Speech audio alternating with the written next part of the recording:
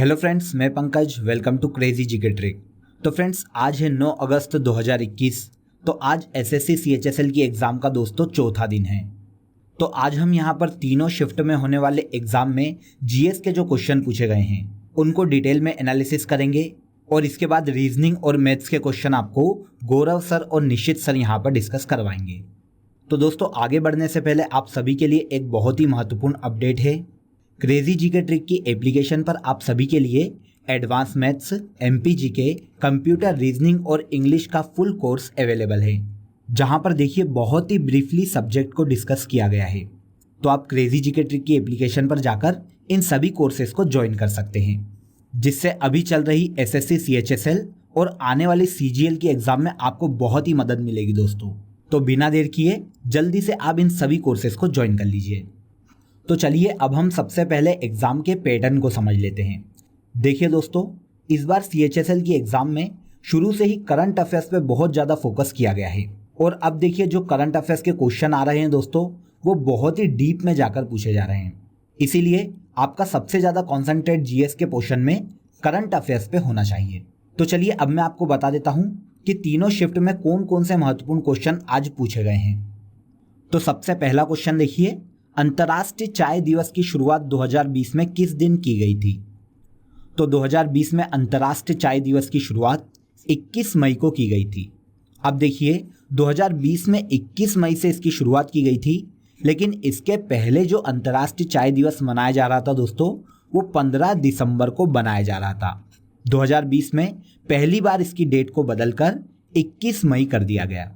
तो 2020 में पहली बार 21 मई को अंतर्राष्ट्रीय चाय दिवस मनाया गया है और इस साल 2021 में दूसरी बार 21 मई को अंतर्राष्ट्रीय चाय दिवस मनाया गया है। इसके बाद देखिए एक क्वेश्चन हिस्ट्री से बहुत अच्छा पूछा गया है कि संथाल विद्रोह कब हुआ था। तो देखिए इसकी एग्जैक्ट डेट है 30 जून 1855। 30 जून 1855 को बंगाल और बिहार के भागलपुर से संथाल विद्रोह की शुरुआत हुई थी। बंगाल के मुर्शिदाबाद और बिहार के भागलपुर से यह विद्रोह शुरू हुआ था, जो कि यहाँ के क्रांतिकारियों द्वारा अंग्रेजों के विरुद्ध शुरू किया गया था। उस समय देखिए अंग्रेज जमींदार और महाजन पर बहुत ही ज़्यादा अत्याचार करते थे। तो जमींदार और महाजन पे जो अत्याचार या अन्याय अंग्रेजों के द्वारा किया जा रहा था, उसके विरोध में संथाल विद्रोह की शुरुआत 1855 में की गई थी। इसके बाद अगला क्वेश्चन है, म्यांमार की मुद्रा किस नाम से जानी जाती है? तो म्यांमार की मुद्रा है दोस्तों क्यात। इसके अलावा 3 और देशों की मुद्रा को आप याद कर लीजिए, क्योंकि ये भी एग्जाम में काफ़ी पूछी जाती है। अगर जापान की मुद्रा पूछी जाए तो वो है येन, चीन की मुद्रा पूछी जाए तो वो है युआन, या फिर यहाँ पर एक नया क्वेश्चन पूछा जाता है रेनमिनबी किसकी मुद्रा है? तो युआन और रेनमिनबी ये दोनों ही मुद्रा चीन की है। इसके अलावा हमारा सबसे घनिष्ठ मित्र इजराइल की मुद्रा पूछी जाती है, तो इजराइल की मुद्रा है न्यू शेकेल। इसे भी याद करिएगा, बहुत ही महत्वपूर्ण क्वेश्चन है। और अगर एग्जाम में मुद्रा पूछी गई है म्यांमार की, तो उम्मीद है कि आने वाली एग्जाम में ये 3 मुद्राएं भी पूछी जा सकती है। इसके बाद देखिए पीर पंजाल पर्वतमाला में स्थित दर्रा कौन सा है? तो देखिए एग्जाम में जो ऑप्शन आया था वो बनिहाल दर्रा का आया था। तो बनिहाल दर्रा जम्मू कश्मीर में पीर पंजाल पर्वतमाला पर स्थित है। इसके अलावा 2 और दर्रे ऐसे हैं जो कि पीर पंजाल पर्वतमाला में शामिल किए जाते हैं। दूसरा दर्रा है रोहतांग दर्रा और तीसरा दर्रा है पीर पंजाल दर्रा। तो बनिहाल, रोहतांग और पीर पंजाल दर्रा पीर पंजाल पर्वतमाला पर स्थित है। यहाँ पर आप एक और दर्रे को याद करिएगा, नाथुला दर्रा एग्जाम में बहुत ज़्यादा पूछा जाता है दोस्तों। क्वेश्चन आता है कि नाथुला दर्रा किस राज्य में स्थित है? तो ये भारत के सिक्किम राज्य में स्थित है। यहीं से कैलाश मानसरोवर के यात्री कैलाश मानसरोवर की यात्रा के लिए तिब्बत जाते हैं। बांग्लादेश कब तक पाकिस्तान के कब्जे में रहा? तो बांग्लादेश 1947 से लेकर 1971 तक पाकिस्तान के कब्जे में रहा था। 26 मार्च 1971 को यह पाकिस्तान से आज़ाद हुआ था। एक क्वेश्चन देखिए नेशनल पार्क से पूछा गया है कि सफ़ेद बाघ के लिए कौन सा नेशनल पार्क प्रसिद्ध है? तो देखिए सफ़ेद बाघों के लिए भारत में बांधवगढ़ नेशनल पार्क बहुत ही ज़्यादा प्रसिद्ध है। और ये किस राज्य में है दोस्तों? तो ये मध्य प्रदेश में स्थित है। देखिए एमपी जीके के कोर्स में ये सभी मैंने आपको बहुत ही ब्रीफली समझाया है।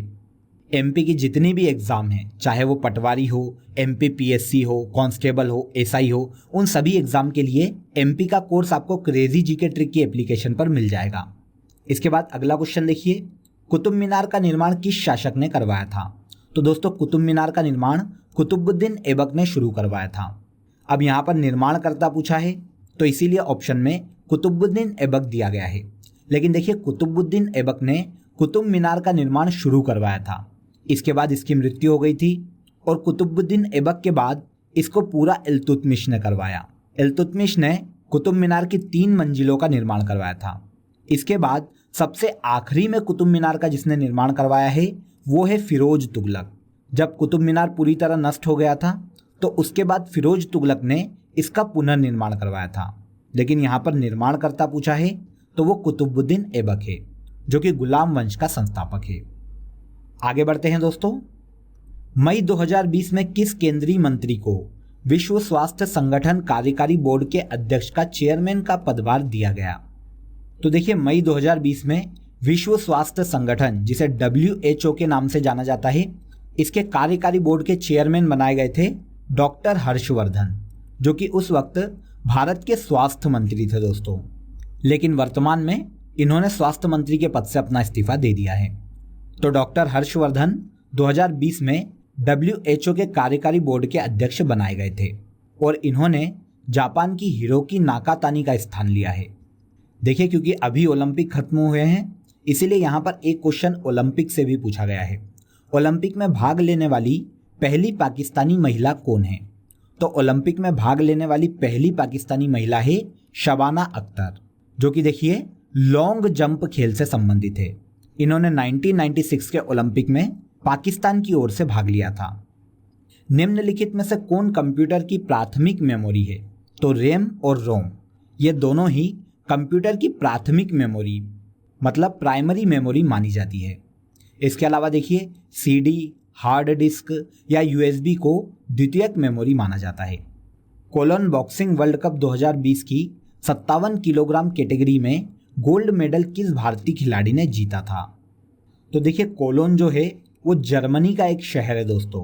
तो ये जो प्रतियोगिता है ये जर्मनी में आयोजित की गई थी और इसमें 57 किलोग्राम की जो कैटेगरी है उसमें मनीषा मोन ने गोल्ड मेडल जीता था। इसके अलावा देखिए 2 और खिलाड़ी यहाँ पर गोल्ड मेडल लेके आए थे, जिसमें से एक है अमित पंघाल, जो कि 52 किलोग्राम की कैटेगरी में लेकर आए थे, और दूसरी है सिमरनजीत कौर, जो कि 60 किलोग्राम फील्ड में गोल्ड मेडल लेकर आई थी। तो मनीषा मोन 57 किलोग्राम में, अमित पंघाल 52 किलोग्राम में और सिमरनजीत कौर 60 किलोग्राम की कैटेगरी में गोल्ड मेडल जीती थी। इसके बाद अगला क्वेश्चन पॉलिटी से है, भारतीय संविधान में नीति निर्देशक तत्व को किस देश के संविधान से लिया गया है?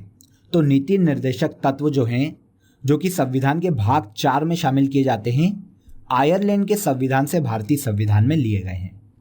वर्तमान में भारतीय फुटबॉल टीम के कोच कौन हैं? वर्तमान में भारतीय फुटबॉल टीम के कोच इगोर स्टीमक है। और अगर आपसे पूछा जाए कि ये किस देश से संबंधित है तो ये क्रोएशिया के खिलाड़ी हैं। क्रोएशिया के खिलाड़ी या कोच इगोर स्टीमक वर्तमान में भारतीय फुटबॉल टीम के कोच हैं।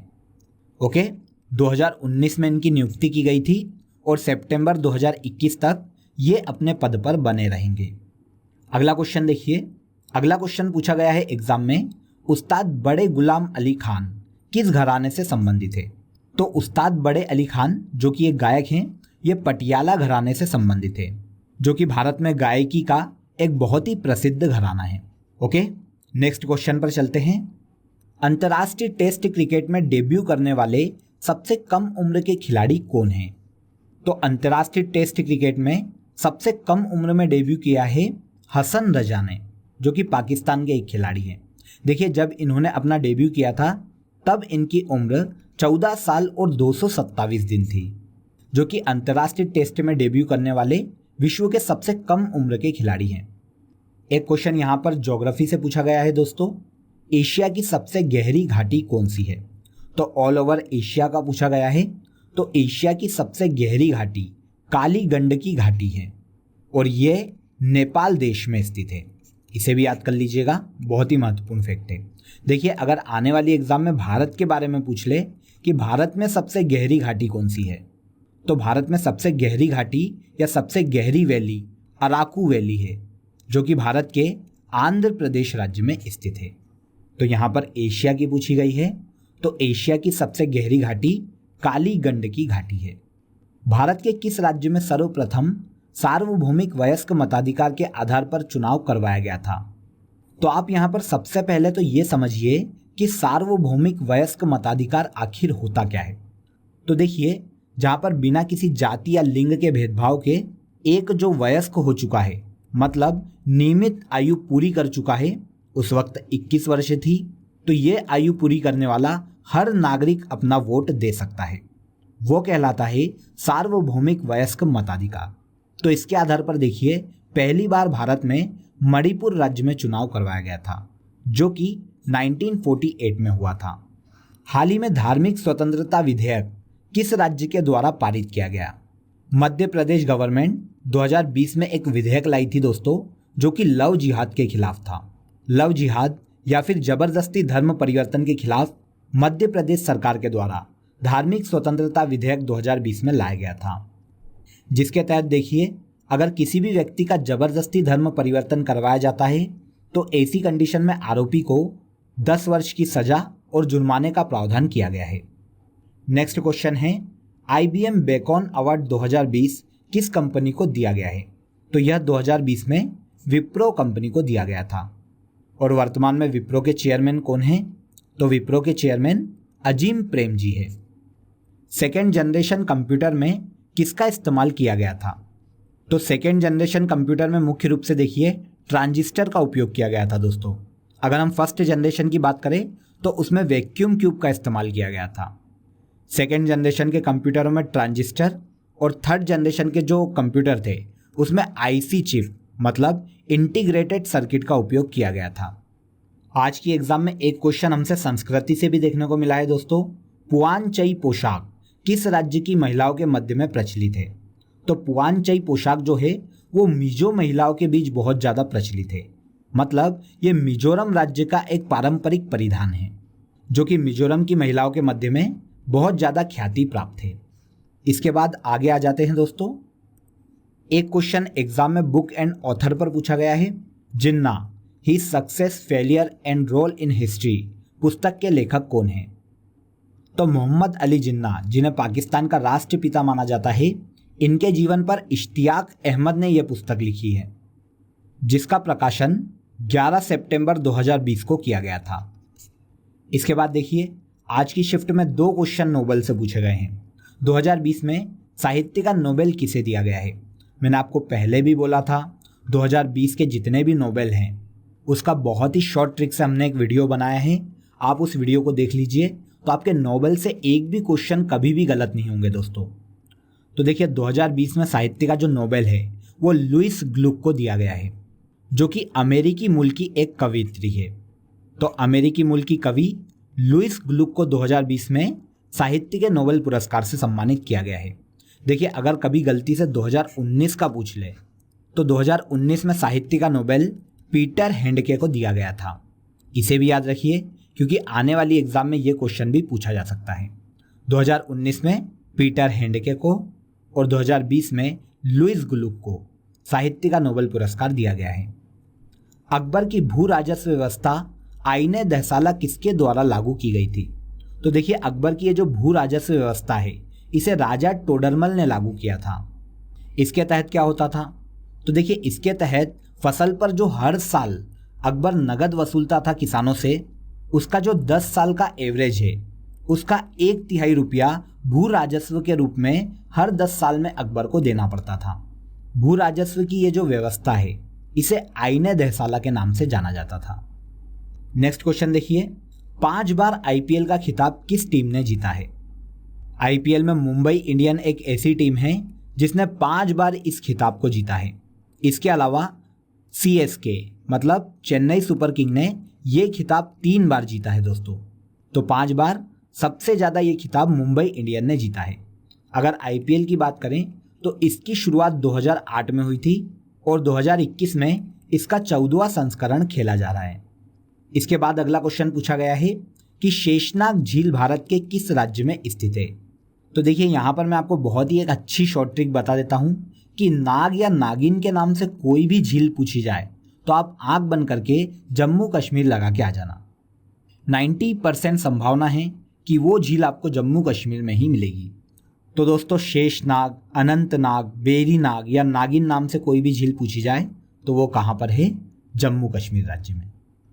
किस अनुच्छेद के तहत धर्म, जाति, लिंग, जन्म स्थान और मूल निवास के आधार पर नागरिकों से भेदभाव नहीं किया जा सकता? तो ये जो प्रावधान है वो संविधान के आर्टिकल 15 में किया गया है, जो कि मौलिक अधिकारों का एक भाग है। संविधान के भाग 3 में शामिल मौलिक अधिकार में आर्टिकल 15 यह प्रावधान करता है कि देश में किसी से भी जाति, लिंग, जन्म स्थान, मूल निवास और धर्म के आधार पर भेदभाव नहीं किया जा सकता। इसके बाद सबसे लास्ट क्वेश्चन देखिए, 2019 में भौतिकी का नोबेल किसे दिया गया था? तो 2019 में संयुक्त रूप से 3 व्यक्तियों को भौतिकी का नोबेल दिया गया था, जेम्स पीबल्स, मिशेल मेयर और डिडियर क्वेलोज। इन्हें संयुक्त रूप से 2019 में भौतिकी का नोबेल दिया गया था। क्लियर? तो फ्रेंड्स ये थे वो क्वेश्चन जो कि आज की एग्जाम में हमसे पूछे गए हैं। देखिए यहाँ पर इंपॉर्टेंटली याद रखिएगा कि 2020 के करंट से सबसे ज़्यादा क्वेश्चन पूछे गए हैं। 2021 के करंट अफेयर से बहुत ही माइनर से क्वेश्चन पूछे जा रहे हैं। तो आप सबसे ज़्यादा 2020 के करंट अफेयर्स के क्वेश्चन को तैयार करके जाइएगा। ओके, अब आपको रीजनिंग से रिलेटेड जो क्वेश्चन एग्जाम में पूछे गए हैं उनकी जानकारी गौरव सर देंगे। कल की एग्जाम के लिए आप सभी को बेस्ट ऑफ लक। जय हिंद। Hello friends, welcome to crazy GK trick. मैं गौरव एक बार फिर आप सभी के सामने। दोस्तों एसएससी सीएचएसएल 9 अगस्त के एग्जाम एनालिसिस पे हम आ चुके हैं। अभी आपने दोस्तों पंकज सर से जीके, जीएस और जीए के क्वेश्चन पर डिस्कस करा था। अब हम डिस्कस करने जा रहे हैं दोस्तों रीजनिंग के क्वेश्चन, जो कि आपके आज के तीनों शिफ्टों के मिलाकर होंगे, पहली, दूसरी और तीसरी शिफ्ट के एनालिसिस के बेसिस पर। सभी इंपॉर्टेंट क्वेश्चन यहाँ पर हम डिस्कस करने वाले हैं और मेरे बाद फिर आपको निशित सर मैथ्स के बारे में बताएंगे। तो चलिए फ्रेंड्स बिना किसी देरी के शुरू करते हैं। तो देखिए फ्रेंड्स, सबसे पहले यहाँ पर हम टॉपिक की बात करें कि आज कौन कौन से टॉपिक से रिलेटेड क्वेश्चन एग्जाम में आज पूछे गए रीजनिंग में। तो देखिए सबसे पहले मिरर इमेज आया था दोस्तों पिक्चर फॉर्म में, एक पिक्चर बना हुआ दिया था और उसका मिरर इमेज पूछा था। उसके बाद बात करें काउंटिंग ऑफ फिगर की, तो इसमें दोस्तों लगातार 3-4 दिन से ट्रायंगल से ही रिलेटेड क्वेश्चन आ रहे हैं। क्लियर है? आगे बढ़ते हैं। पेपर कटिंग, पेपर फोल्डिंग पर एक क्वेश्चन पूछा गया था। डाइस से रिलेटेड एक क्लोज डाइस से क्वेश्चन आया था। उसके बाद बात करें नंबर सीरीज की, तो नंबर सीरीज से 1 से 2 क्वेश्चन देखने को मिले। क्लासिफिकेशन से 1 से 2 क्वेश्चन, एनालॉजी से 1 से 2 क्वेश्चन। क्लासिफिकेशन में जो 2 क्वेश्चन पूछे वो दोनों अलग अलग क्लासिफिकेशन से, मतलब क्लासिफिकेशन ऑफ अल्फाबेट और क्लासिफिकेशन ऑफ नंबर या क्लासिफिकेशन ऑफ वर्ड्स। इन तीनों में से कोई भी 2 आ रहे हैं। ठीक है? उसी प्रकार से एनालॉजी भी उसी प्रकार आ रही है दोस्तों, एक अल्फाबेट की एनालॉजी और एक नंबर की एनालॉजी। कोडिंग डिकोडिंग से 2 से 3 क्वेश्चन पूछे जा रहे हैं। ब्लड रिलेशन का कभी कभी दोस्तों किसी शिफ्ट में 1 क्वेश्चन है और किसी शिफ्ट में यदि कोडेड ब्लड रिलेशन पूछा गया है तो उसमें फिर 2 क्वेश्चन पूछे गए हैं। ठीक है? बात करते हैं वेन डायग्राम की, तो वेन डायग्राम से 1 क्वेश्चन पूछा गया और सिलोजिज्म से 1 क्वेश्चन पूछा गया है। क्लियर है? और यहाँ पर कुछ टॉपिक और है जो कि मैं आपको आगे कवर करूंगा, जैसे कि मिसिंग नंबर से क्वेश्चन पूछा गया। ठीक है? तो आइए उनको कवर करते हैं और इन सभी क्वेश्चनों पर भी चर्चा करते हैं। तो देखिए फ्रेंड्स, पहला क्वेश्चन जो है वो कोडिंग डिकोडिंग से लिया गया है। यदि किसी कोड भाषा में ग्लेंस को VXMZOT लिखा जाता है तो स्पेयर को क्या लिखा जाएगा? चलिए आइए यहाँ पर इसे सॉल्व कैसे करेंगे। सबसे पहले लिखेंगे मेन कंटेंट। तो हमारा मेन कंटेंट क्या है दोस्तों? ग्लेंस, GLANC और E। ठीक है? सॉरी, यहाँ पर क्या आएगा? C और फिर इधर क्या आएगा? E। ग्लेंस को क्या लिखा गया है दोस्तों? VXMZO और T। अब ध्यान से देखिए दोस्तों यहाँ पर हो क्या रहा है, चेंजेस कैसे हो रहे हैं, कैसे शिफ्टिंग हो रही है। तो देखिए यहाँ पर सबसे पहले जो E है, या बात करें पहले वाले कैरेक्टर की G जो है, तो G का अपोजिट क्या होता है दोस्तों? T, तो उसे यहाँ पर लिख दिया गया है। फिर L का अपोजिट होता है O, उसे यहाँ लिख दिया गया है। फिर A का अपोजिट होता है Z, उसे यहाँ लिख दिया गया है। N का अपोजिट M, C का अपोजिट X और E का अपोजिट V। मतलब जितने भी कैरेक्टर थे सभी के रिवर्स अल्फाबेट लिखे गए हैं, वो भी कैसे? रिवर्स ऑर्डर में, है ना। मतलब जैसे यहाँ पर ग्लेंस में यदि 6 कैरेक्टर है तो पहले छठवां कैरेक्टर का विलोम लिखा, मतलब अपोजिट लिखा है, फिर उसके बाद में पांचवे का, फिर 4, 3, 2 और 1। तो इसी प्रकार से हमें दोस्तों आंसर किसका निकालना है, तो इसी प्रकार से हमें आंसर निकालना है स्पेयर का। तो चलिए आइए निकाल लेते हैं स्पेयर का आंसर, SPARE। चलिए सबसे पहले किसका यहाँ पर विलोम लिखेंगे या किसका अपोजिट लिखेंगे, तो ई का अपोजिट लिखेंगे। तो ई का अपोजिट क्या होता है V, R का अपोजिट क्या होता है I, A का अपोजिट क्या होता है Z, P का अपोजिट क्या होता है K और S का अपोजिट क्या होता है दोस्तों, तो S का अपोजिट होता है H, जैसा कि मैंने आपको कोडिंग डिकोडिंग में पढ़ाया था। E का अपोजिट V किसे याद करवा था दोस्तों, लव, एक प्यारा सा वर्ड लव जिसमें L का उल्टा O होता है, O का उल्टा L, उसी प्रकार से V का उल्टा E होता है और E का उल्टा क्या होता है, उसमें V होता है। और आगे बढ़ते हैं दोस्तों यहाँ पर, तो देखिए R को कैसे याद करवाया था, Indian railway, A to Z, P और K को कैसे याद करवाया था, PK मूवी से, और H और S को कैसे याद किया था हमने, हायर सेकेंडरी, सुपर हीरो या फिर हनी सिंह से। क्लियर है।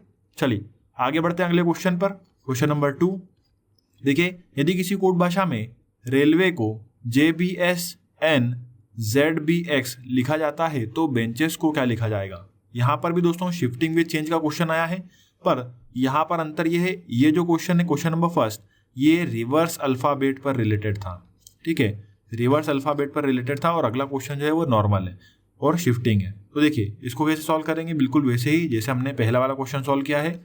यहाँ पर लिख लेते हैं रेलवे और यहाँ पर लिख लेते हैं नीचे उसका कोड JBSNZBX। क्लियर है। करना क्या होता है, नियरेस्ट ढूंढना होता है। तो ये हो गया हमारा मेन कंटेंट, ये हो गया कोड। चलिए आइए अब नियरेस्ट पर्सन हम फाइंड करते हैं। तो देखिए फ्रेंड्स ध्यान से देखिएगा यहाँ पर शिफ्टिंग कैसी हो रही है, स्टार्टिंग के 3 कैरेक्टर और लास्ट के 3 कैरेक्टर में शिफ्टिंग हुई है। देखिए R के पास में नियरेस्ट कौन है, S, A के पास में कौन है, B, और I के पास में कौन है, J। क्या हुआ है, तीनों में +1। उसी प्रकार से देखिए यहाँ पर Y से Z, A से B और W से X, यहाँ पर भी क्या हुआ है, +1। और L से N, एक मध्य में एक कैरेक्टर रह गया तो उसको क्या करा, L से N, L का नंबर 12, N का नंबर 40, मतलब क्या करा, प्लस का 2। तो जैसा यहाँ पर हुआ है वैसा का वैसे ही कोड हमें कहाँ निकालना है दोस्तों, बेंचेस का निकालना है। तो आइए यहाँ पर सबसे पहले लिख लेते हैं बेंचेस, ठीक है। चलिए करना क्या है, स्टार्टिंग के 3 कैरेक्टर में +1, लास्ट के 3 कैरेक्टर में +1, और जो बीच वाला कैरेक्टर है उसमें क्या करना है, +2। तो जो भी हमें करना है हमने यहाँ पर लिख लिया है। तो चलिए आइए अब यहाँ पर हम केवल कैरेक्टर लिख देते हैं। तो देखिए n में क्या करना है, +1 और क्रॉस में लिखना है, ठीक है। इस प्रकार से क्रॉसिंग हुई है, तो इस प्रकार से यहाँ पर भी क्रॉसिंग करेंगे हम, जैसा क्वेश्चन में दिया है वैसा का वैसे हम आंसर यहाँ पर निकालेंगे। तो n में +1 कर दीजिए तो क्या जाएगा O, E के बाद आ जाएगा F और B के बाद आ जाएगा C। उसी प्रकार से C में 2 जोड़ दीजिए तो क्या जाएगा E। आगे बढ़ते हैं, अब यहाँ पर भी क्रॉस में लिखना है। यहाँ पर क्या आएगा, सबसे पहले S में क्या करना है, 1 जोड़ना है, तो S का नंबर 19, 20 पे क्या आएगा T, E का नंबर 5 और 6 पे क्या आएगा F, और आगे बोलिए H का नंबर कितना 8, तो 9 पे क्या आएगा I। तो दोस्तों बेंचेस का यहाँ पर कोड क्या बन जाएगा, OFCETFI। क्लियर है सभी को, समझ में आया दोनों क्वेश्चन। तो यहाँ पर दोनों क्वेश्चन जो मैंने आपको बताए हैं इन पर बेसिस, इनके लॉजिक पर बेसिस जो क्वेश्चन है वो आज पूछे गए थे। चलिए आगे बढ़ते हैं अगले सवालों पर। चलिए फ्रेंड्स देखिए नेक्स्ट क्वेश्चन जो कि ब्लड रिलेशन है, और कौन सा ब्लड रिलेशन है, कोडेड ब्लड रिलेशन है, ठीक है। कौन सा है, कोडेड ब्लड रिलेशन। चलिए सॉल्व करते हैं इसको। जहां पर लिखा है A + B का मतलब है A B की बहन है, A - B का मतलब है A B का भाई है, A / B का मतलब है A B का पिता है, और A B का मतलब है A B की माता है। तो यहाँ पर दोस्तों प्लस मतलब क्या हो जाएगा, बहन, माइनस मतलब क्या हो जाएगा, भाई, डिवाइड मतलब क्या हो जाएगा, पिता, और स्टार मतलब क्या हो जाएगा, माता। और यहाँ पर हमसे क्वेश्चन पूछा है कि यदि ऐसा है तो D / R - M × H, या बोल सकते हैं स्टार H हो तो D का H से क्या संबंध होगा। चलिए आइए सबसे पहले हम यहाँ पर बनाएंगे ट्री। अब ट्री कैसे बनाएंगे, तो पहले 2 कैरेक्टर लेंगे, किस किस को, D को और R को। D और R के बीच में क्या लगा हुआ है दोस्तों, डिवाइड। तो डिवाइड का मतलब क्या है, यहाँ पर देख लीजिए कोडिंग में पिता, तो सिंबल के पहले वाले पिता है, ठीक है। मतलब D पिता किसके हो गए दोस्तों, R के। बोलिए क्लियर है। आगे बढ़ते हैं, R - H। अब 2 कैरेक्टर कौन कौन से लेंगे हम, R और M को। तो देखिए R - M है, सॉरी H नहीं है M, R - M। माइनस का मतलब क्या है, भाई, तो R भाई हो जाएगा किसका दोस्तों, M का। तो यहाँ पर R भाई किसका हो गया, M का। बोलिए क्लियर है। आगे बढ़ते हैं, M * और H। स्टार मतलब क्या है यहाँ पर, माता। तो देखिए M * H, तो m मात्रा हो गई किसकी, h की, तो m यदि मात्रा है h की तो h कहाँ पर बनेगा, m के नीचे तरफ बनेगा, ठीक है, क्योंकि वो छोटा है।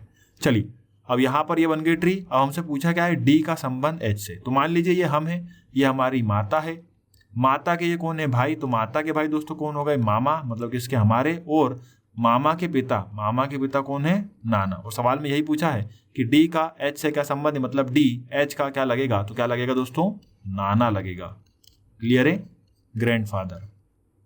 चलिए अगला क्वेश्चन देखिए, क्वेश्चन नंबर 4 डाइस से लिया गया है दोस्तों क्वेश्चन, क्योंकि आज डाइस से एक क्वेश्चन पूछा गया था क्लोज डाइस का।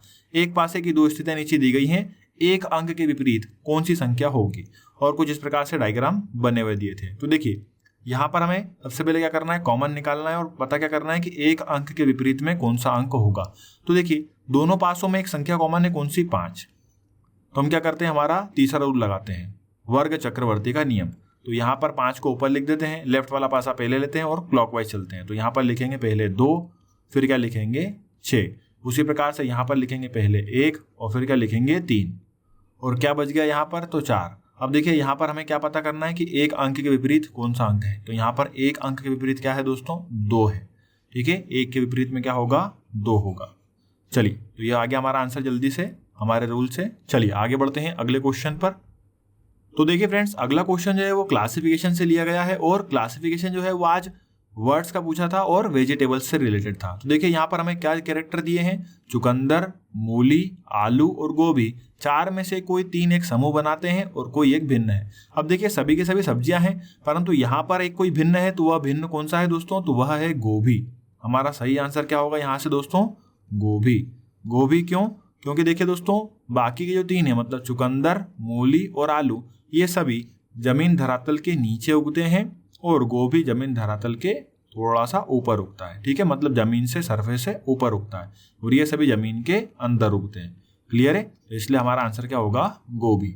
चलिए अगला क्वेश्चन देखिए, क्वेश्चन नंबर 6, जो कि एनालॉजी से पूछा गया है। क्वेश्चन कुछ इस प्रकार से आया था दोस्तों, जिस प्रकार से मैथ्स का संबंध टीचर से है उसी प्रकार से संबंध होगा, और आपको फिर यहाँ पर जो है 4 ऑप्शन देखने को मिले थे कि A, B, C और D, और यहाँ पर आपको उनमें से एक रिलेशन को टिक करना था। तो यहाँ पर उसका सही आंसर था दोस्तों हॉकी रिलेटेड टू कोच, ठीक है, मतलब जिस प्रकार से मैथ्स को टीचर सिखाते हैं उसी प्रकार से हॉकी को कौन सिखाएगा, कोच सिखाएगा। तो इस प्रकार का यहाँ पर दोस्तों 4 ऑप्शन दिए थे, उनमें से हमें एक लगाना था और यही था उसका सही आंसर। क्लियर है, चलिए अगला क्वेश्चन देखिए दोस्तों। नेक्स्ट क्वेश्चन जो है वो एक सीरीज से लिया गया था, और सीरीज बहुत ही सिंपल आई थी ये वाली। देखिए यहाँ पर क्या लिखा है, 88, फिर क्या लिखा है 11, फिर क्या लिखा है 14, और अगला कैरेक्टर क्या होगा यह हमें निकालना था। तो बिल्कुल सिंपल है, यहाँ पर देखिए दोनों 8 आ रहे हैं, 2 11 आ रहे हैं और 2 14 आ रहे हैं, सभी में कितने कितने का डिफरेंस है। तो देखिए पहले यहाँ पर 3 का डिफरेंस है, फिर यहाँ पर 3 का डिफरेंस है ना, अल्टरनेट भी चेक करें तो यहाँ पर 3, फिर यहाँ पर 3, तो अगला भी क्या होगा 3। 8 से 11 गए तो कितना जुड़ा, 3। 11 से 14 गए तो दोस्तों कितना जुड़ा, 3। 14 से 17 पर जाएंगे तो भी कितना जुड़ेगा, 3। तो हमारा अगला कैरेक्टर क्या होगा दोस्तों, 17। क्लियर है सभी को। तो इस प्रकार की बिल्कुल आज एक शिफ्ट में जो है बिल्कुल सिंपल सीरीज आई थी, ठीक है। चलिए आगे बढ़ते हैं नेक्स्ट क्वेश्चन पर। दोस्तों अगला क्वेश्चन जो है वो वेन डायग्राम से लिया गया है।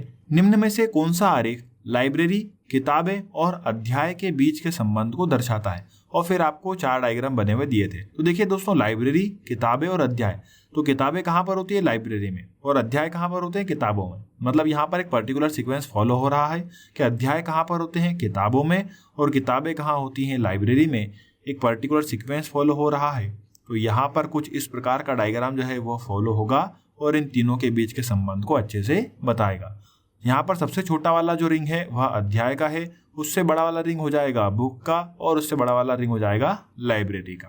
क्लियर है, सभी के सभी अध्याय किताब में और सभी की सभी किताबें कहाँ पर, लाइब्रेरी में। क्लियर है, चलिए अगला क्वेश्चन देखिए फ्रेंड्स, अगला क्वेश्चन जो है वो क्लासिफिकेशन ऑफ नंबर से लिया गया है।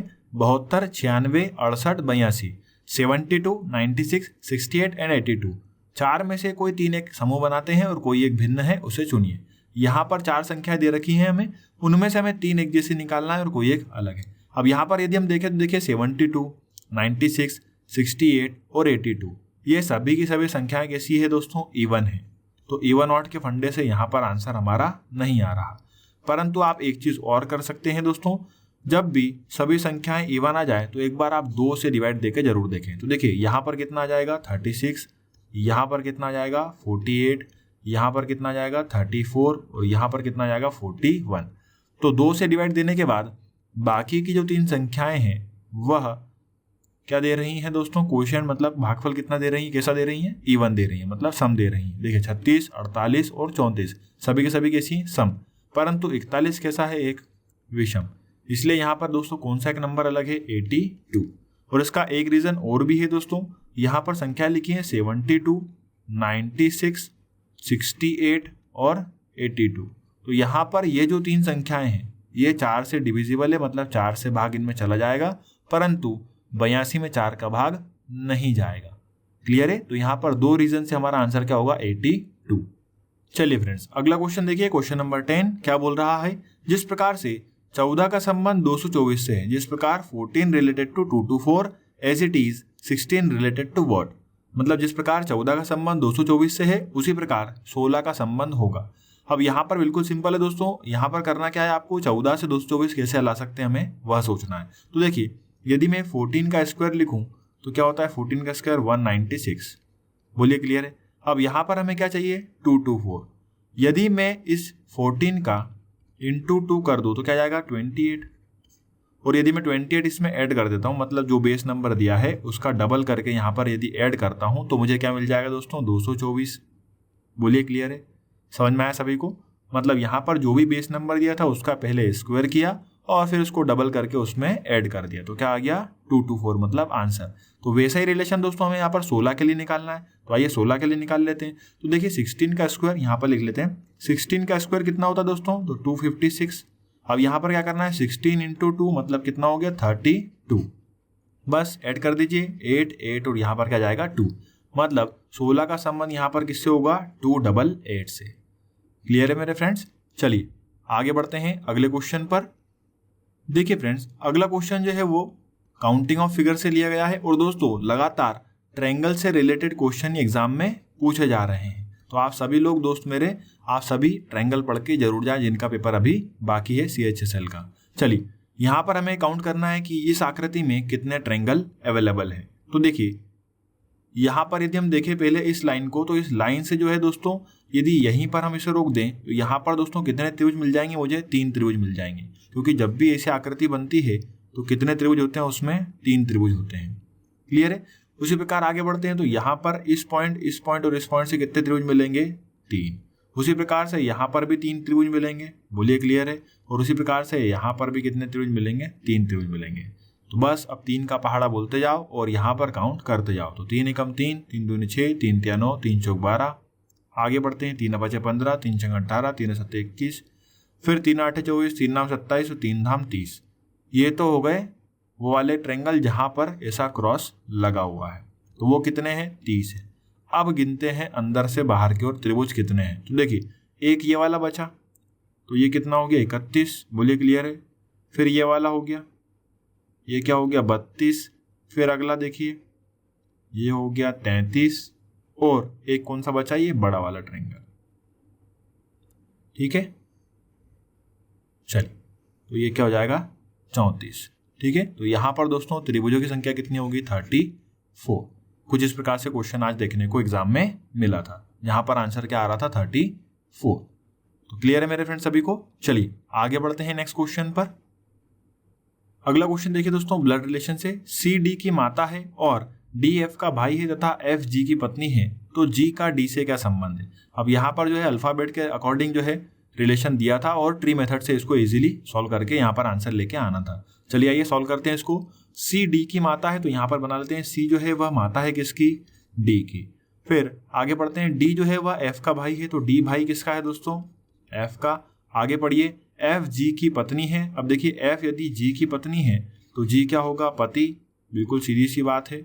और इन दोनों के बीच में क्या बनाते हैं हम यहाँ पर, मैरिड कपल वाला बॉक्स। क्लियर है? और आगे क्या लिखा है, यदि ऐसा है तो G का D से क्या संबंध है, क्या बताना है, G का D से क्या संबंध है, मतलब G जो है वह D का क्या लगेगा। तो देखिए G कहाँ पर है, यहाँ पर, D कहाँ पर है, यहाँ पर। अब देखिए C जो है वह माता है किसकी, D की। अब यदि C माता है D की और D भाई है किसका, F का, तो सीधी सी बात है सी माता किसकी हो जाएगी, एफ की भी हो जाएगी, ठीक है। और ये आपस में दोनों कौन हो गए, भाई बहन हो गए। यह बहन है किसकी, डी की। तो बहन की शादी कर दी, मतलब कौन है ये, जीजा जी, या आजकल की लैंग्वेज में बोले तो क्या चल रहा है मार्केट में, जीजू, है ना, जीजू चल रहा है। तो जी का संबंध डी से क्या होगा, जीजू, या बोल सकते हैं जीजा जी।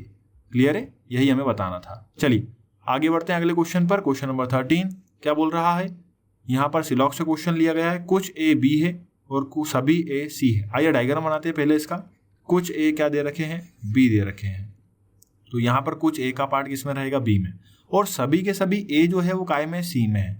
तो सीधी सी बात है कि यहाँ पर जो है सी कवर करेगा थोड़ा सा पार्ट किसको, बी को भी, क्योंकि कुछ ए का पार्ट किस में रहेगा, बी में। चलिए निष्कर्ष देखिएगा दोस्तों, क्या बोला है, कुछ बी सी है। तो देखिए इतना इतना जो बी है वह क्या है, सी दिख रहा है, तो कैसा है, सही। और अगला क्या दिया है, सभी सी ए है। तो क्या देखिए सभी सी ए है, क्या सभी सी का पार्ट ए में दिख रहा है क्या दोस्तों, नहीं, सभी का सभी ए जो है वह सी में है। और यहाँ पर हमसे क्या बोला है निष्कर्ष में, सभी सी ए है, तो क्या होगा, गलत होगा। तो यहाँ पर दोस्तों केवल कौन सा निष्कर्ष अनुसरण कर रहा है, केवल पहला निष्कर्ष अनुसरण कर रहा है, ओनली फर्स्ट फॉलो। चलिए एक लास्ट क्वेश्चन बचा है, उसे भी देख लेते हैं। तो देखिए फ्रेंड्स, यहाँ पर एक क्वेश्चन जो है वो मिसिंग नंबर से है। दिए गए पैटर्न का ध्यानपूर्वक अध्ययन करें और उस संख्या का चयन करें जो प्रश्न चिन्ह के स्थान पर आ सकती है। और फिर उसके बाद में आपको यहाँ पर 4 नंबर दिए होंगे ऑप्शन में, और ये जो है डायग्राम इस प्रकार से दिया गया था। अब देखिए यहाँ पर लॉजिक क्या लग रहा था, तो देखिए 4 और 5 9, मतलब देखिए यहाँ पर लिखा है 4, यहाँ पर लिखा है 5, यहाँ पर लिखा है 9, यहाँ पर लिखा 14। तो हमें हमेशा छोटी संख्या से बड़ी संख्या की तरफ जाना चाहिए ताकि हमें जल्दी से जल्दी लॉजिक समझ में आए। तो देखिए 4 और 5 को यदि मैं ऐड कर दूंगा तो क्या मिल जाएगा, मुझे 9 मिल जाएगा। बोलिए क्लियर है।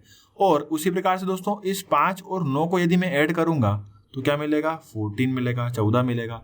उस प्रकार से यहाँ पर 14 और 9 दोनों को ऐड कर दूंगा तो क्या मिल जाएगा, 23। उसी प्रकार से 23 और 37 जोड़ दूंगा तो मुझे क्या मिलेगा, 60। तो अब बताइए दोस्तों अगला कैसे आएगा, तो यहाँ पर क्या करना होगा, 60 में क्या करना होगा, ऐड 37। 60 में आप 37 ऐड करेंगे तो क्या मिल जाएगा, 97। तो यहाँ पर हमारा आंसर क्या होगा दोस्तों, 97। कैसे आया, यहाँ पर 60 और 37 को हमने ऐड कर दिया जैसा कि पहले यहाँ पर हो रहा था। तो क्लियर है फ्रेंड्स। तो यहाँ तक थे दोस्तों आज के क्वेश्चन जो हमें मालूम पड़े कुछ स्टूडेंटों से। आपको यदि अच्छा लगा हो तो प्लीज़ वीडियो को लाइक करिए, शेयर करिए, चैनल को सब्सक्राइब करिए। और अब आपके सामने आ रहे हैं निशित सर जो कि आपको मैथ्स के बारे में, तीनों शिफ्ट के बारे में बताएंगे। चलिए दोस्तों मिलते हैं कल, तब तक के लिए जय हिंद। हेलो एवरीवन, मेरा नाम Nishit and welcome to crazy GK trick. तो फ्रेंड्स आज है 9 अगस्त और हम देखने वाले हैं एसएससी सीएचएसएल 9 अगस्त की एग्जाम एनालिसिस। देखिए आज के दिन में भी 3 शिफ्ट थी, फर्स्ट, सेकेंड एंड थर्ड। जहां पर फर्स्ट शिफ्ट मैं बोलूँगा बहुत ईजी थी, बिल्कुल ईजी थी। यहाँ पर कोई भी ऐसा नया क्वेश्चन नहीं था जो कि ना बने। यहाँ पर मेजॉरिटी ईजी सभी से क्वेश्चंस बन गए होंगे, यानी 25 में से 24-23 attempts is not a big deal, बहुत ईजीली अटैम्प्ट हो सकते थे। सेकेंड शिफ्ट की बात करूँ तो ये मॉडरेट टू ईजी थी और थर्ड शिफ्ट भी मॉडरेट टू ईजी थी। तो यहाँ पर अगर आपके अप्रॉक्सीमेट अटैम्प्ट्स कुछ 20 और यहाँ पर भी कुछ 20 हैं या 18 से 20 हैं तो मैं बोलूँगा एक गुड स्कोर है जहाँ पर आप इजीली आगे बढ़ सकते हैं। तो चलिए आगे बढ़ते हैं, क्वेश्चंस देखते हैं सबसे पहले कि क्या क्वेश्चंस आज हमें देखने मिले। तो चलिए ये देखते हैं कि आज पहला क्वेश्चन हमें क्या देखने मिला। Find the value of PT if perimeter of the triangle PQR is 54। तो देखिए यहाँ पर ये क्वेश्चन काफ़ी ज़्यादा इंपॉर्टेंट है आपके लिए, एक अच्छा सवाल है। यहाँ पर आपसे बोला एक ट्राइंगल है PQR, इस ट्राइंगल का पेरीमीटर आपको दिया हुआ है और यहाँ पर आपसे बोला है कि PT की वैल्यू निकालनी है, यानी यहाँ से यहाँ तक की ये लेंथ आपको निकालनी है, फाइंड आउट करनी है। अब देखिए अगर आपने एडवांस मैथ्स का कोर्स ज्वाइन कर रखा है तो आपको ये बात पता होगी कि यहाँ पर ये जो पॉइंट है, सपोज इसे मैं M बोल देता हूँ या N बोल देता हूँ या कुछ भी ले लेता हूँ, A ले लेता हूँ, तो ये है QA, ये है QA और यहाँ से इस QA की लेंथ इस QS के बराबर होती है। ऐसा क्यों होता है? क्योंकि किसी भी सर्कल में अगर बाहर एक पॉइंट है और वहाँ से 2 टेंजेंट होकर निकल रही है तो इन दोनों टेंजेंट की लेंथ बराबर होती है, हमें बचपन से पता है। तो यहाँ पर AR और TR इन दोनों की लेंथ भी आपस में बराबर होगी। अब देखिए अगर मैं आपसे बोलूँ कि यहाँ पर ये वाली लेंथ है ये इसके बराबर है और ये वाली जो लेंथ है ये इसके बराबर है, तो क्या मैं ऐसा बोल सकता हूँ कि ये जो PQ है इसे अगर मैं A बोलूँ, इस PR को अगर मैं B बोलूँ, इसे C बोलूँ और इस पार्ट को D बोलूँ, तो यहाँ से ये लेंथ भी तो C है और ये लेंथ भी तो d है। बोलिए क्लियर है?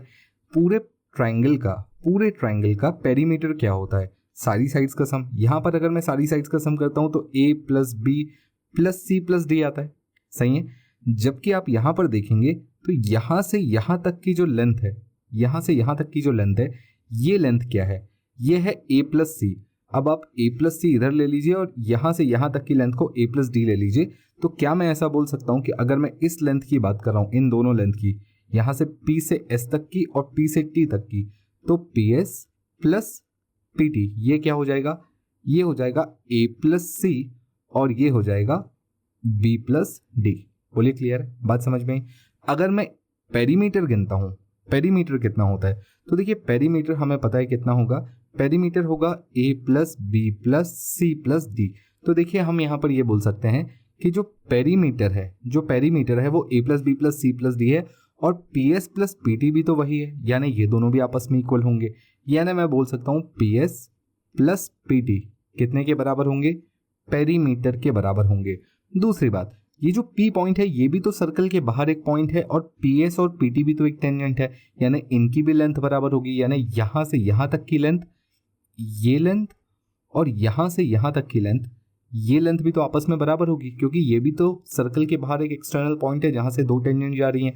तो मैं बोल सकता हूँ कि ये दोनों भी आपस में बराबर होंगी, तो मैं इसे ट्वाइस ऑफ pt बोल सकता हूँ। ये इक्वल टू पेरीमीटर है जो कि 54 है, यानी pt की लेंथ कितनी आ जाएगी?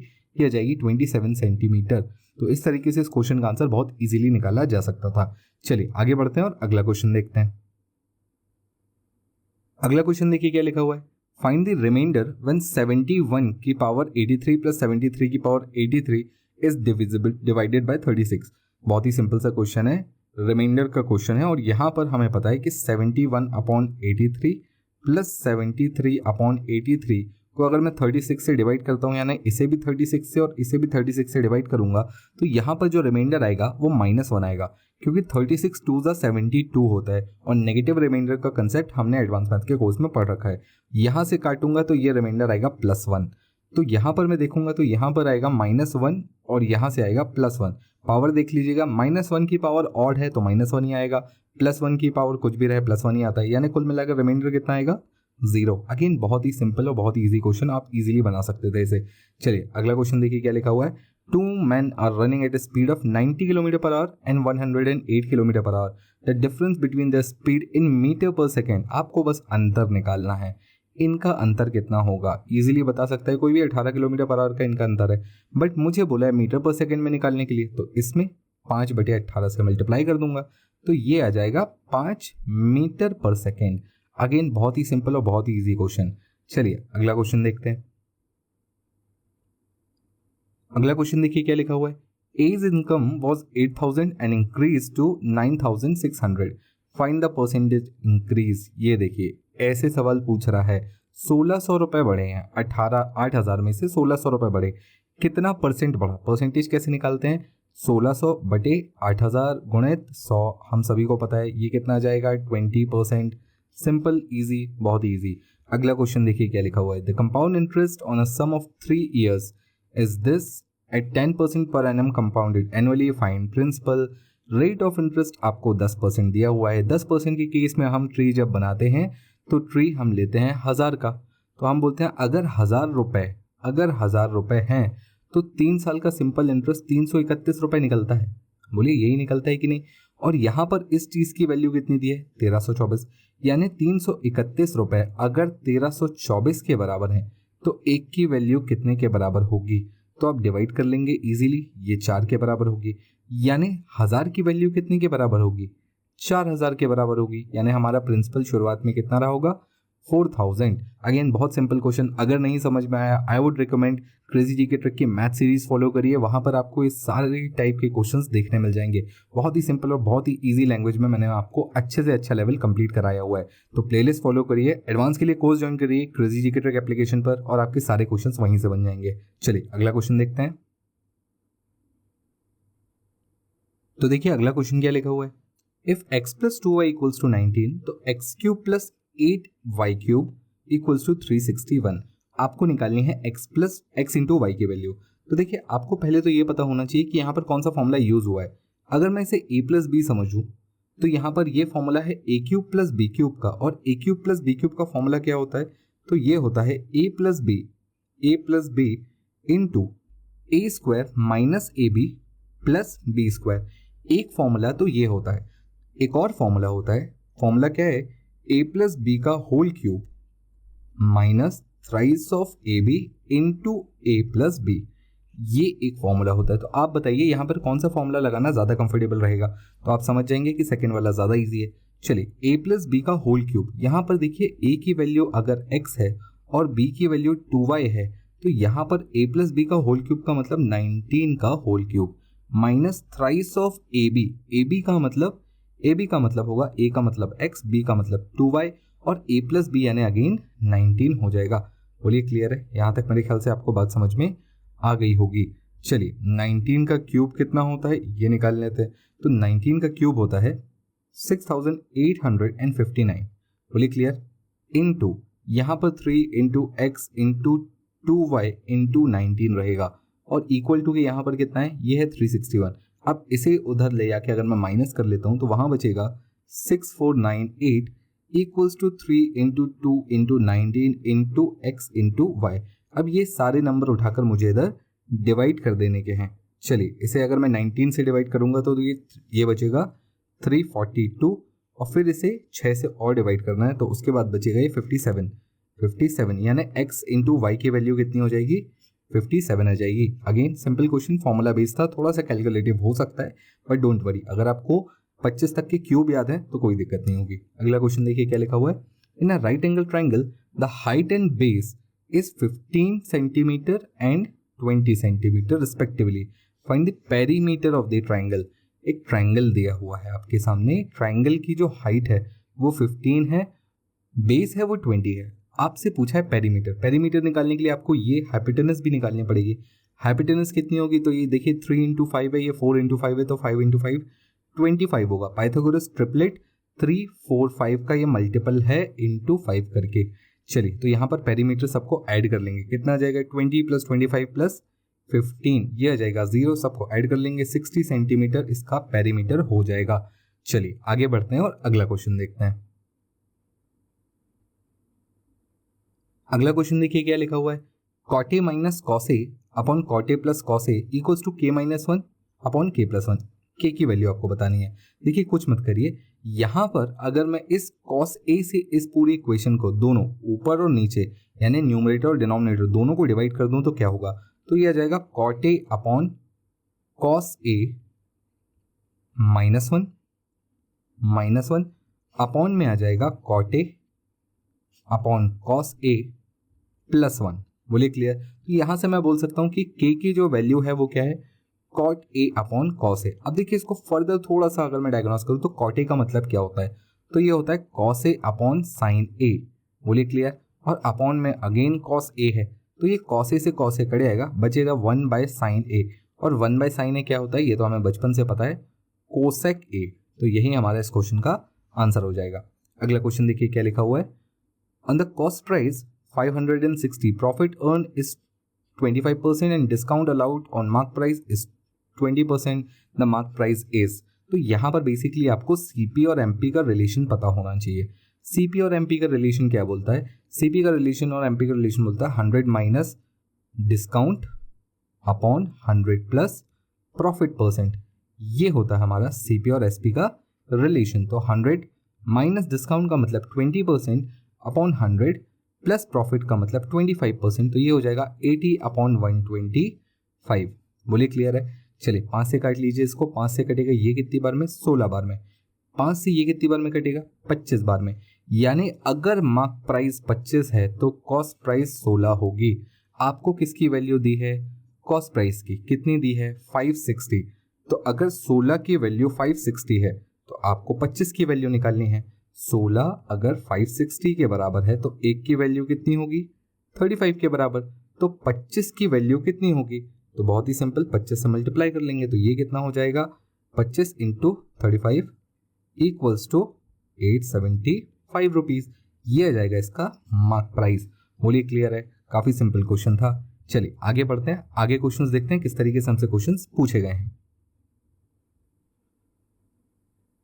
अगला क्वेश्चन देखिए क्या पूछा हुआ है। The volume of larger cube is 46,656 cubic centimeter is divided into 27 small cubes. Find the surface area of each smaller cube. तो देखिए जब भी आप बड़ा पिघलाकर छोटे छोटे बनाते हैं तो यहाँ पर इसका जो टोटल वॉल्यूम है और ये जो 27 इंटू ईच ये जो वॉल्यूम है ये हमेशा इक्वल होगा। तो यहाँ पर वॉल्यूम कितना दिया हुआ है, ये दिया है 46,656 और यहाँ पर जो वॉल्यूम होगा वो कितना होगा, वो होगा 27 इंटू ए क्यूब, क्योंकि यहाँ पर जो बनाए हैं ये भी क्यूब्स हैं, अगर उनका साइड ए होगा तो यहाँ पर होगा ए का क्यूब। बोलिए क्लियर। जब मैं इसे 27 से डिवाइड कर लेता हूँ तो ये कितना हो जाता है, ये हो जाता है 1728 इक्वल्स टू ए का क्यूब। अब मुझे बताइए ये किसका क्यूब है। तो अगर आपको थोड़ा सा भी पता है, जैसा कि मैंने बोला अगर आपको 25 तक के क्यूब याद है तो कोई दिक्कत नहीं, ये 12 का क्यूब है। किसका क्यूब है, 12 का। तो यहाँ पर मैं बोल सकता हूँ कि ए की वैल्यू कितनी आ जाएगी, 12 आ जाएगी। अभी मुझे क्या निकालना है, अभी मुझे निकालना है सरफेस एरिया। सरफेस एरिया क्या होता है क्यूबॉइड क्यूब का, ये होता है 6a स्क्वायर, यानी आप 6 इंटू ए स्क्वायर करिए यानी 12 इंटू 12 करिए। अब यहाँ पर आप छोटी सी बात समझिएगा कैलकुलेशन के हिसाब से कि आपके पास ए क्यूब यानी एक तरीके से आपके पास 12 इंटू 12 इंटू 12 की वैल्यू आपको दी हुई थी, ये उसने खुद ही दे दी थी, सही है।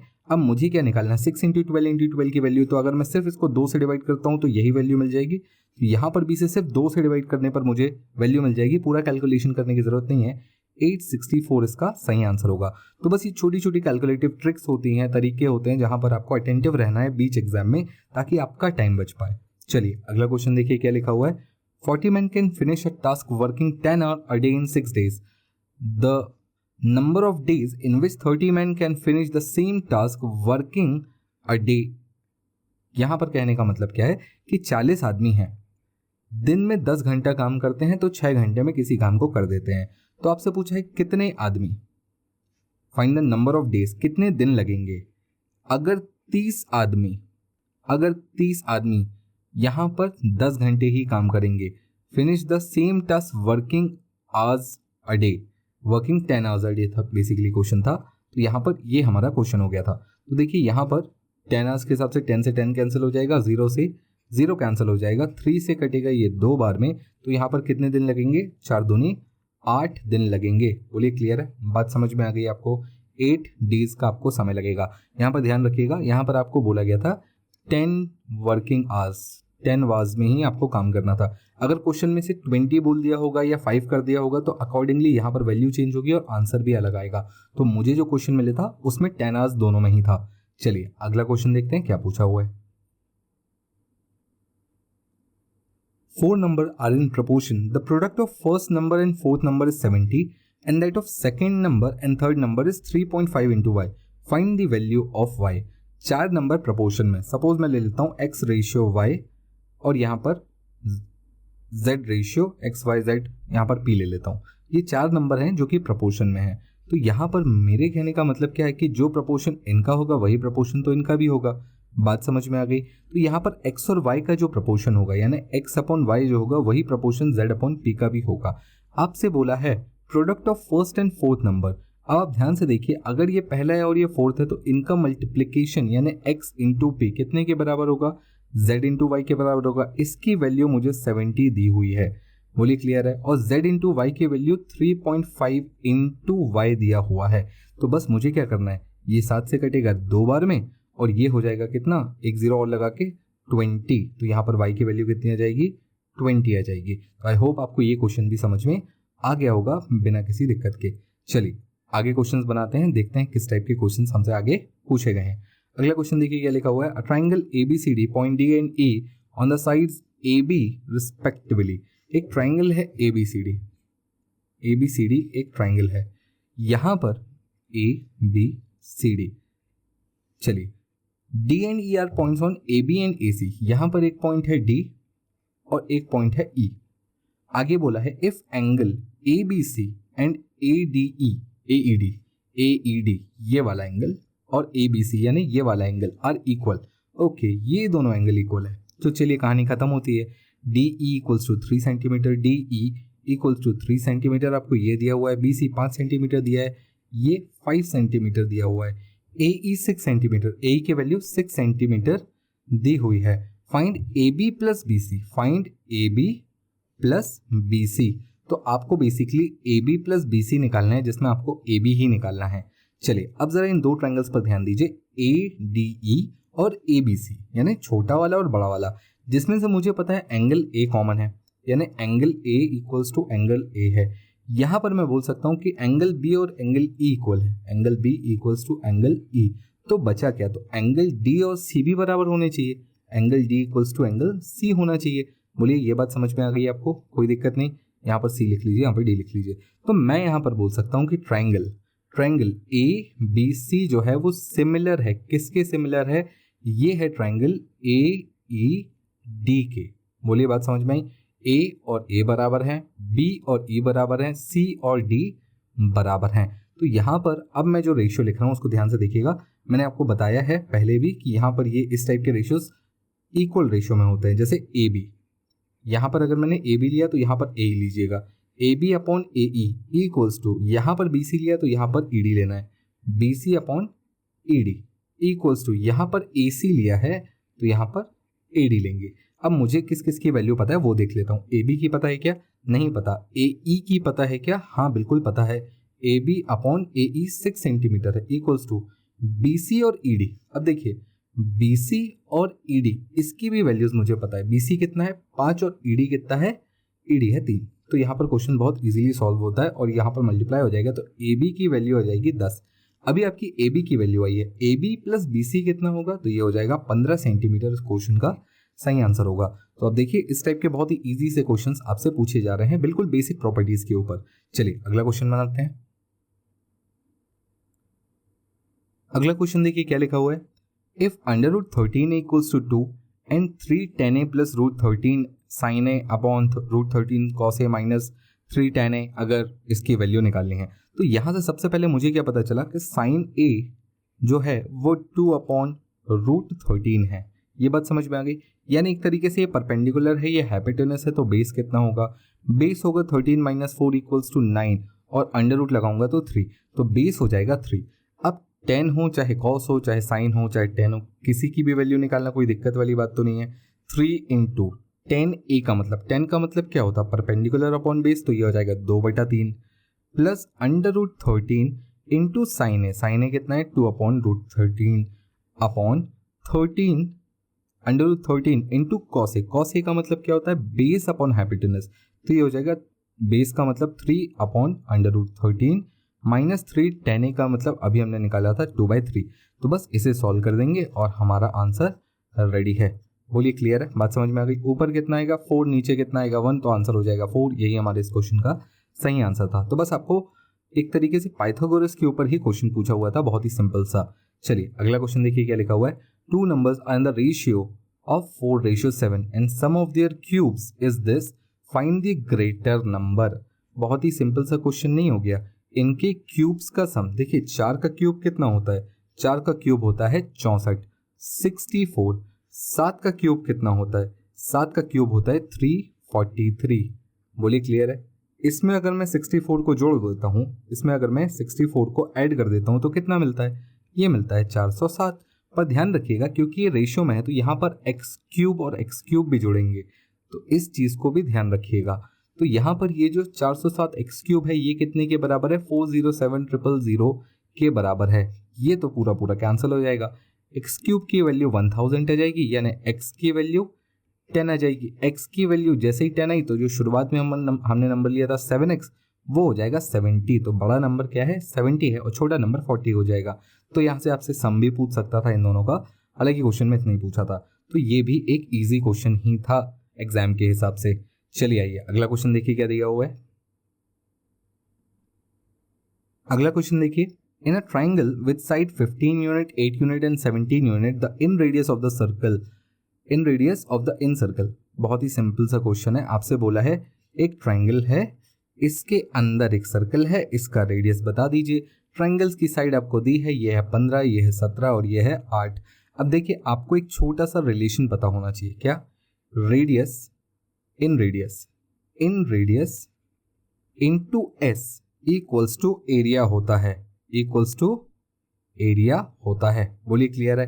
एस क्या है, सेमी पेरीमीटर, सेमी पेरीमीटर होता है। तो ये हो जाएगा 15 + 8 + 17/2। बोलिए क्लियर है? यहाँ तक मेरे ख्याल से आपको कोई दिक्कत नहीं होनी चाहिए। चलिए, अगर ये फॉर्मूला नहीं पता था तो इसे नोट कर लें। इसे हम कई बार R × S = A भी बोलते हैं, और यहाँ पर मैंने आपको एडवांस मैथ के कोर्स में बताया कि इसे कैसे याद रखना है। R.S. Agarwal, R × S = A, ठीक है। तो इसको इस तरीके से याद भी रखा जा सकता है। तो चलिए इन सबको जोड़ लेते हैं। तो ये 40 हो जाएगा बटे 2, यानी ये 20 हो जाएगा। हमें पता है एरिया कैसे निकालते हैं। एरिया के लिए हमारे पास हीरो का फॉर्मूला है। हीरो का फॉर्मूला यानी हेरोन्स फॉर्मूला क्या बोलता है, S × S - A × S - B × S - C, ये होता है। बोलिए क्लियर? तो ये हो जाएगा एरिया। इसे निकालकर यहाँ पुट करेंगे, S की वैल्यू हमें 20 पता है, और यहाँ से डिवाइड करके इन रेडियस निकाल लेंगे। तो चलिए कैलकुलेशन पार्ट मैं आपके ऊपर छोड़ रहा हूँ। मुझे ऑप्शन जो भी आंसर आपका आता है वो कमेंट बॉक्स में कमेंट कर ज़रूर बताना। देखते हैं कितने लोग इस क्वेश्चन का सही आंसर बता पाते हैं, और अपनी टाइमिंग भी आगे लिखना कि आपने कितनी देर में सॉल्व किया। चलिए अगला क्वेश्चन देखिए क्या लिखा हुआ है। A does a task in 6 days and B does a task in 12 days. Find the number of days in which both of them will finish it. ये देखिए अगेन फिर वही बकवास सा क्वेश्चन 12/3 वाला है, जिसका आंसर कितना हो जाएगा, 4 दिन में काम खत्म हो जाएगा। ज़्यादा जानकारी के लिए वीडियो देखें। चलिए, बहुत ही सिंपल सा क्वेश्चन था, इसमें कुछ भी बताने लायक नहीं था। तो ये क्वेश्चन थे जो आज की शिफ्ट में हमें मिल पाए। तो अगर कोई क्वेश्चन छूट गया है तो मुझे प्लीज़ कमेंट बॉक्स में बताइएगा। मैं हो सकेगा तो अगर अच्छा क्वेश्चन होगा तो अगले वीडियो में बिल्कुल उसे लेने की कोशिश करूँगा। तब तक के लिए कीप स्टडिंग, स्टे सेफ, और हम मिलते हैं नेक्स्ट वीडियो में। Thank you.